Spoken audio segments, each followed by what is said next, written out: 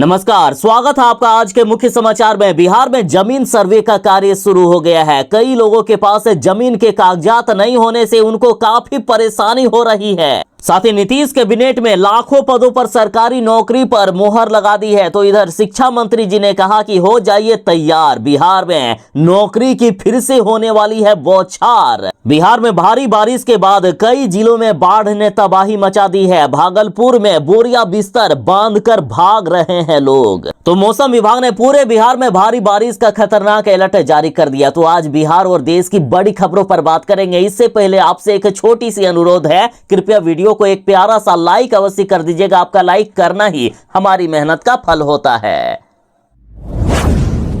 हो जाइए तैयार, बिहार में नौकरी की फिर से होने वाली है बौछार। शिक्षा विभाग करेगा लाखों पदों पर बहाली। देखिए, बिहार वालों के लिए जरूरी खबर। खुद शिक्षा मंत्री जी ने घोषणा कर दी है कि शिक्षा विभाग 1.5 लाख से भी ज्यादा पदों पर शिक्षकों की बहाली करने वाले हैं। देखिए, मुख्यमंत्री नीतीश कुमार जी ने घोषणा की है कि इसी साल के अंत तक 12 लाख सरकारी नौकरी हम दे देंगे और सरकार अभी तक 5 लाख सरकारी नौकरी दे चुकी है। यानी दिसंबर तक 7 लाख और भी सरकारी नौकरियां दी जाएगी और इन 7 लाख सरकारी नौकरी में से 1.5 लाख से भी अधिक पदों पर शिक्षा विभाग में बहाली होगी, यानी शिक्षकों की बहाली होने वाली है। साथ ही शिक्षा मंत्री सुनील कुमार के अनुसार शिक्षा विभाग की मीटिंग में जो अब तक के आंकड़े मिले हैं उसमें प्रधान शिक्षक और प्रधान अध्यापक के साथ कंप्यूटर शिक्षक की भी जरूरत है। शिक्षा मंत्री जी ने कहा है कि 1.5 लाख से भी अधिक पदों पर हम लोग बहाली करना चाहते हैं और उसके लिए आयोग को अपनी डिमांड भी भेज दी है। जल्द ही वैकेंसी निकाल दी जाएगी।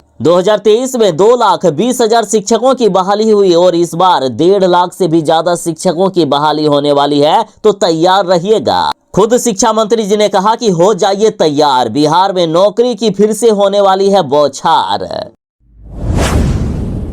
मौसम विभाग ने बिहार वालों के लिए चेतावनी दे दिए हैं। बिहार के सभी 38 जिलों में भयानक से भी भयानक बारिश को लेकर हाई अलर्ट जारी किया गया है। वज्रपात की भी सख्त चेतावनी दी गई है। मौसम विभाग ने अगले 72 घंटों तक लोगों को बच के रहने को कहा है।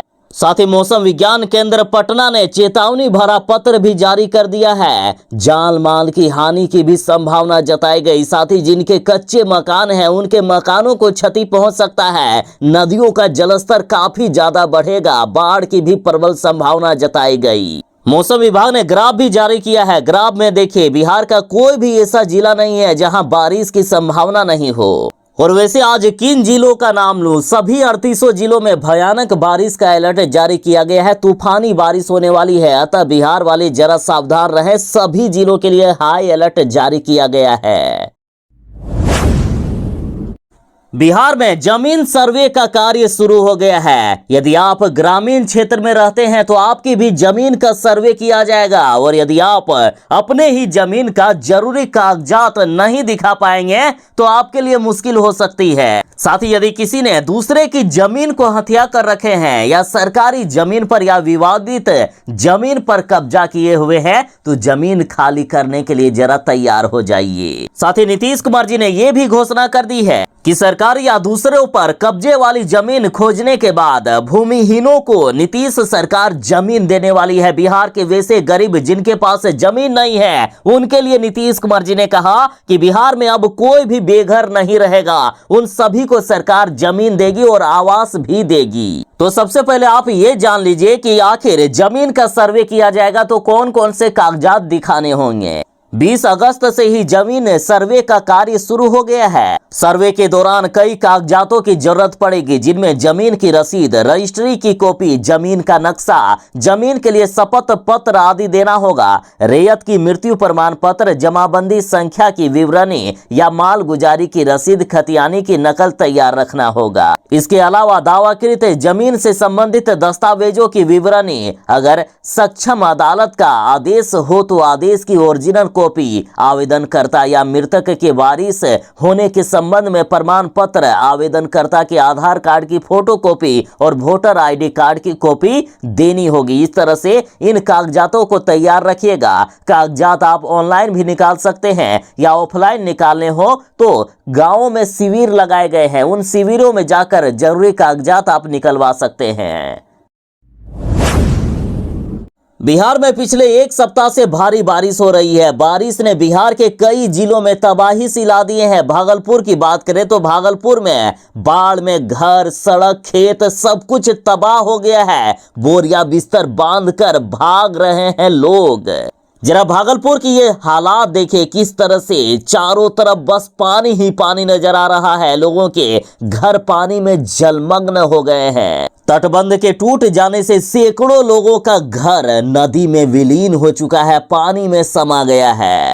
देखिए, भागलपुर के इस्माइलपुर बिंद टोली तटबंध ध्वस्त हो गया है, जिसके कारण सैकड़ों लोगों के घर नदी के तेज बहाव में बह गए। घर का नामो निशान तक नहीं बचा है और डर से कुछ लोगों के घरों में जिनके पानी घुसे हुए हैं, वे लोग अपने बोरिया बिस्तर को समेटकर ऊंचे स्थानों पर भागने को मजबूर हैं। भागलपुर में इतनी बड़ी तबाही आई है कि घरों के विलीन होने की बात तो छोड़ दीजिए, पूरा का पूरा गांव ही विलीन हो चुका है। पानी का बहाव इतना तेज था कि लोग अपने घर के सामानों को भी नहीं बचा पाए। तटबंध टूटने से बांध पर घर बनाकर रह रहे बुद्धू चक के कई लोगों का घर नदी में बह गया है। मरम्मती के नाम पर करोड़ों रुपए खर्च हुए थे, लेकिन सारे के सारे बर्बाद। भारी भ्रष्टाचार हुआ है, जनता के पैसों को यहाँ भी लूटा गया। 3 महीना भी नहीं हुआ कि रिंग बांध ध्वस्त हो गया। और इधर जिला प्रशासन की तरफ से 3 जगहों पर सामुदायिक किचन चलाया जा रहा है। जरा तस्वीरें देखें, गांवों का नामो निशान तक नहीं बचा है। गंगा में समा गई कई गांव। तो वहीं किसानों की फसलें बर्बाद हो गई। लोग अपने घरों को छोड़कर भागने लगे हैं।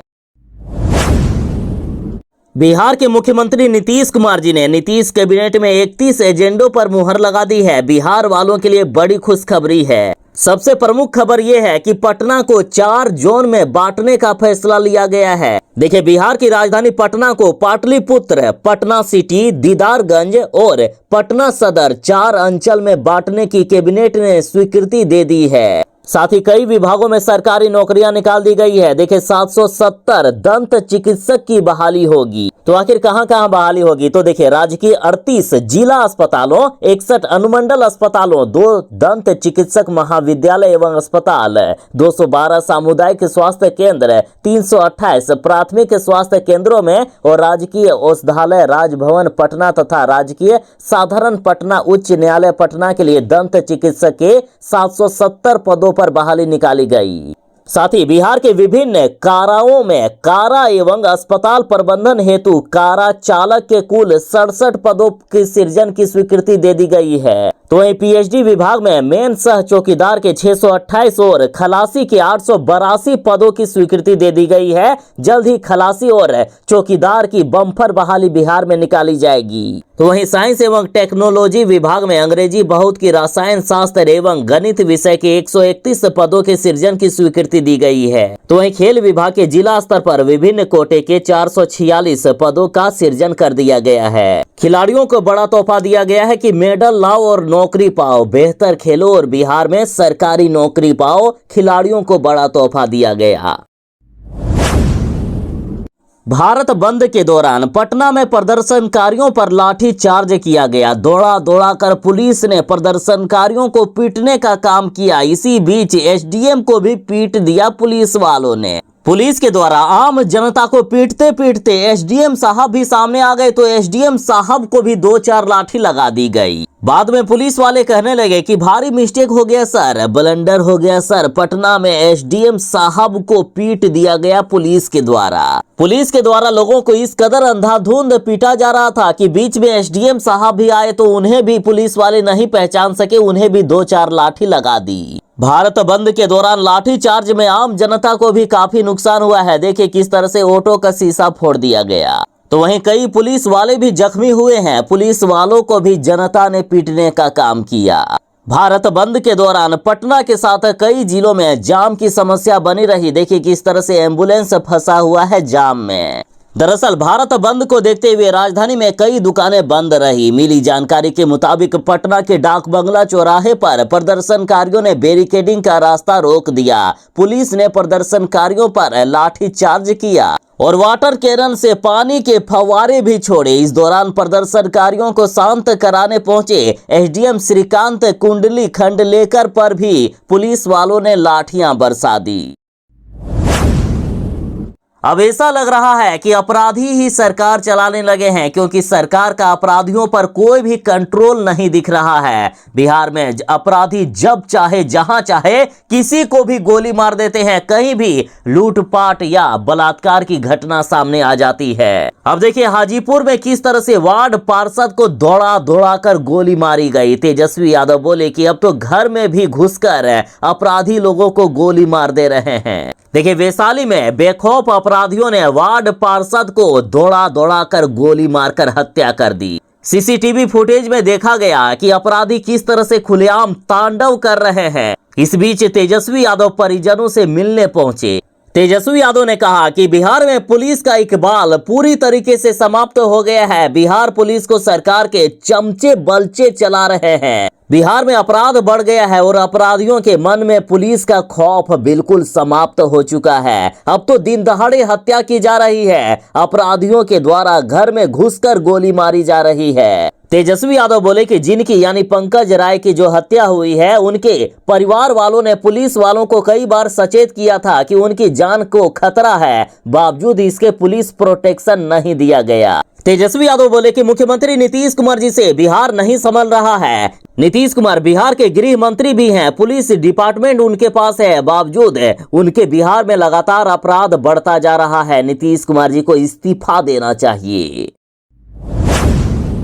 बिहार के भागलपुर में भयानक तबाही आई है। बांध के टूट जाने के बाद लोग हाहाकार मचा रहे हैं। ग्राउंड जीरो से बाढ़ की रिपोर्टिंग देखिए। बिहार के भागलपुर में हर साल की तरह इतनी खतरनाक तबाही आई है कि पूरे के पूरे गांव ही नदी में विलीन हो गए। गंगा में समा गई कई गांव। भागलपुर में रो रो कर छोड़ रहे हैं लोग अपने घर। सैकड़ों लोगों के घरों का तो नामो निशान नहीं बचा है। पूरा का पूरा घर ही बह गया और कुछ लोगों के यदि बचे हैं तो देखिए सिर्फ दीवारें बची हुई है, छत का नामो निशान तक नहीं है। और बांध पर रह रहे लोगों की बात करें तो हजारों की संख्या में बांध पर लोग रह रहे हैं, लेकिन सरकारी आंकड़ों के अनुसार 400 की संख्या बताई जा रही है और इन हजारों लोगों का घरों का नामो निशान तक नहीं बचा है। कुछ लोग यदि किसी तरह से तंबू बनाकर या प्लास्टिक तान कर रहना भी चाहते हैं तो लगातार सरकार के द्वारा बांध को खाली कराया जा रहा है, क्योंकि खतरा अभी टला नहीं है। इससे भी भयानक खतरा आ सकता है। तो इधर भागलपुर में बाढ़ की विभीषिका को रोकने के लिए एक्शन में आ गई है सरकार। तटबंध को दुरुस्त कराने के लिए पटना से टीम रवाना हो चुकी है। जल संसाधन मंत्री विजय कुमार चौधरी जी ने कहा कि हम लोग युद्ध स्तर पर तटबंध को ठीक करने में लगे हुए हैं। SC/ST आरक्षण को लेकर सुप्रीम कोर्ट ने बड़ा फैसला सुनाया है। सुप्रीम कोर्ट SC/ST में अब क्रीमी लेयर लागू करना चाहते हैं। मतलब कुछ खास SC/ST वालों को ही विशेष आरक्षण मिलेगा, बाकी को नहीं मिलेगा। और अब जीतन राम मांझी ने सुप्रीम कोर्ट के फैसले का समर्थन कर दिया है। SC/ST आरक्षण के विरोध में देश भर में भारत बंद बुलाया गया, लेकिन जीतन राम मांझी ने भारत बंद का ही विरोध कर दिया। इसलिए मैं कहता हूं कि नेताओं को पलटने में समय नहीं लगता है। जीतन राम मांझी जो आरक्षण का हमेशा सपोर्ट करते थे, आज बीजेपी की भाषा बोलने लगे हैं। तो अब तेजस्वी यादव ने जीतन राम मांझी से पूछा है कि आप और आपका परिवार क्रीमी लेयर में आते हैं या नहीं। आंदोलन करने से पहले क्या आप त्याग पत्र देंगे? साथ ही तेजस्वी यादव ने कहा कि चिराग पासवान का कई वीडियो है जिसमें उन्होंने संपन्न दलित को आरक्षण छोड़ देना चाहिए, ऐसा कहा है। आखिर आज मांझी और चिराग पासवान क्यों बदल गए हैं? तेजस्वी यादव ने कहा कि लगातार कई विभागों के द्वारा एकल पद निकालकर आरक्षण को समाप्त किया जा रहा है, लेकिन नीतीश कुमार भी इसको लेकर कुछ भी नहीं बोल रहे हैं। उनके मुंह में दही जम गया है। वैसे नीतीश कुमार मजबूर है, वह बोल भी क्या सकते हैं। तेजस्वी यादव ने कहा कि हमने तो पहले ही कहा था कि केंद्र की मोदी सरकार आरक्षण विरोधी है और अब ये आरक्षण को भी खत्म करना चाह रहे हैं। बाबा साहेब ने संविधान में जो आरक्षण दिया है उसमें तो क्रीमी लेयर की बात नहीं होनी चाहिए। भारत बंद के बाद भी ये मुद्दा शांत नहीं हुआ है। आगे और भी ज्यादा बड़ा प्रदर्शन हो सकता है, आंदोलन भी करने की तैयारी हो रही है।